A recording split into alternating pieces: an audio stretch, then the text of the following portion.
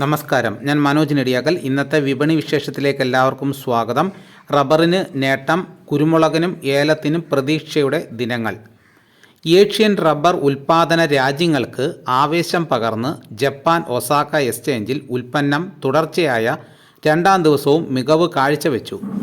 വിനിമയ വിപണിയിൽ യെന്നിൻ്റെ മൂല്യത്തകർച്ചയാണ് വിദേശ ഓപ്പറേറ്റർമാരെ ഒസാക്കയിലേക്ക് ആകർഷിച്ചത്. അതേസമയം ഫണ്ടുകൾ സിംഗപ്പൂർ, ചൈനീസ് മാർക്കറ്റുകളിൽ വിൽപ്പനക്കാരായത് റബ്ബറിനെ സമ്മർദ്ദത്തിലാക്കി. ലൂണാർ പുതുവത്സരാഘോഷങ്ങളുടെ ഭാഗമായി അടുത്ത വാരത്തോടെ ചൈനീസ് വിപണികൾ ഹോളിഡേ മൂഡിലേക്ക് തിരിയുന്നത് മുൻനിർത്തി ഒരു വിഭാഗം റബ്ബറിൽ വിൽപ്പനയ്ക്ക് മുൻതൂക്കം നൽകി. സംസ്ഥാനത്ത് വരണ്ട കാലാവസ്ഥ മൂലം റബ്ബർ മരങ്ങളിൽ നിന്നുള്ള പാൽ ലഭ്യത പല ഭാഗങ്ങളിലും കുറഞ്ഞു. കൊച്ചിയിൽ 4 ഗ്രേഡ് കിലോ 207 രൂപയ്ക്ക് വ്യാപാരം നടന്നു. ഏലത്തിനായി ആഭ്യന്തര ഇടപാടുകാരും കയറ്റുമതിക്കാരും കാണിക്കുന്ന ഉത്സാഹം സ്റ്റോക്കിസ്റ്റുകൾക്ക് പ്രതീക്ഷ പകരുന്നു. ഇന്ന് ലേലത്തിനെത്തിയ 73,143 കിലോഗ്രാം ഏലക്കയിൽ 72,884 കിലോയും വിറ്റഴിഞ്ഞു. വരണ്ട കാലാവസ്ഥ കണക്കിലെടുത്താൽ വിളവെടുപ്പ് മാസമധ്യത്തോടെ പല ഭാഗങ്ങളിലും സ്തംഭിക്കാൻ ഇടയുണ്ടെന്നാണ് ഉൽപ്പാദന മേഖലകളിൽ നിന്നുള്ള സൂചന.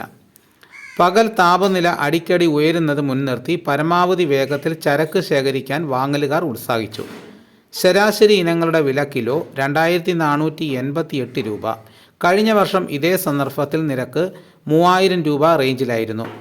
ശിവരാത്രി വേളയിൽ വിൽപ്പനകൾ മുന്നിൽ കണ്ട് അന്തർ സംസ്ഥാന വ്യാപാരികൾ കുരുമുളക് ശേഖരിക്കുന്നുണ്ട്.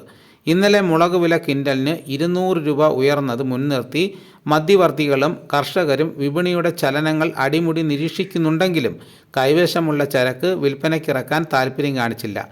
അൺഗാർബിൾഡ് കുരുമുളക് വില 696 രൂപയിൽ നിന്നും 698 രൂപയായി ഉയർന്നു. ഇതാണ് ഇന്നത്തെ വിപണി വിശേഷങ്ങൾ. ഇതോടുകൂടി വീഡിയോയുടെ പൂർണ്ണമാകുന്നു. എല്ലാവരും ഒന്ന് ലൈക്ക് ചെയ്ത് സപ്പോർട്ട് ചെയ്യണം. നിങ്ങളുടെ അഭിപ്രായങ്ങൾ കമൻറ്റായിട്ട് രേഖപ്പെടുത്തണം. ഈ വീഡിയോ എല്ലാവർക്കും ഒന്ന് ഷെയർ ചെയ്ത് കൊടുക്കണം. മറ്റൊരു വീഡിയോ ആയിട്ട് ഉടനെ എത്താം. എല്ലാവർക്കും എൻ്റെ നന്ദി.